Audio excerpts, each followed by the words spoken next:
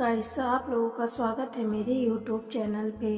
आज मैं सुनाने वाली हूँ दो खरगोश भाइयों की कहानी। एक समय की बात है, दो खरगोश भाई रहते हैं, चंदा और सूरज।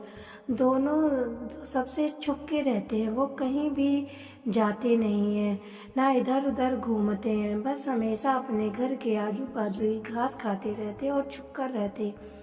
एक दिन की बात है, जंगल में शेर अनाउंस करता है कि यहाँ पे रेस प्रतियोगिता होगी और जो भी इस रेस को जीतेगा वह एक दिन के लिए जंगल का राजा बनेगा और जो भी चाहे वो कर सकता है। सभी प्रतियोगिता में भाग लेने के लिए जाते हैं। तभी खरगोश दोनों भाई उस बात पे बिल्कुल भी ध्यान नहीं देते और अपना घास खाते रहते हैं।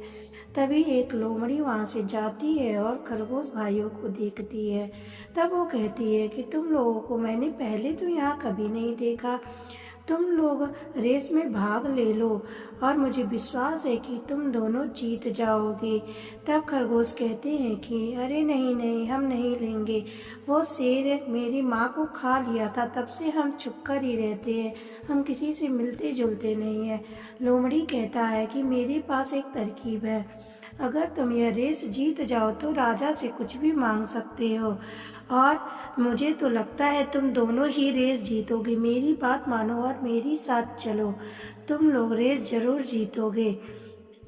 दोनों कहते हैं कि ठीक है और लोमड़ी के साथ उसके साथ वहाँ से चल देते हैं रेस में पार्टिसिपेट करने के लिए।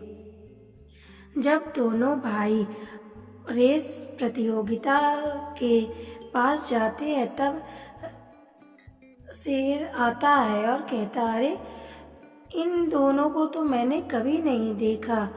अब रेस शुरू हो जाती है और दोनों भाई रेस लगाने के लिए तैयार होते। तभी लोमड़ी उनसे कुछ कहती है कानों में और दोनों भाई दौड़ते हुए रेस जीत जाते हैं। अब शेर आता है और कहता है कि बताओ, क्या तुम दोनों एक दिन के लिए जंगल का राजा बनना चाहते हो? तो खरगोश कहते हैं नहीं नहीं, हमें राजा बनने में कोई इंटरेस्ट नहीं है, बस आपसे एक प्रॉमिस लेना चाहते हैं। तो शेर कहता वो क्या, बताओ। तो खरगोश कहते हैं कि आपने हमारी माँ को खा लिया था और तब से हम कभी भी जंगल में बाहर नहीं निकलते। आप हमसे प्रॉमिस करिए कि आप अब किसी भी खरगोश को नहीं खाएंगे। शेर हंसने लगता है और कहता है ठीक है, मैं प्रॉमिस करता हूँ, अब किसी भी खरगोश को नहीं खाऊंगा। अब दोनों हंसी खुशी रहने लगते, दोनों सबके साथ मिलकर खूब खेलते और मजे करते।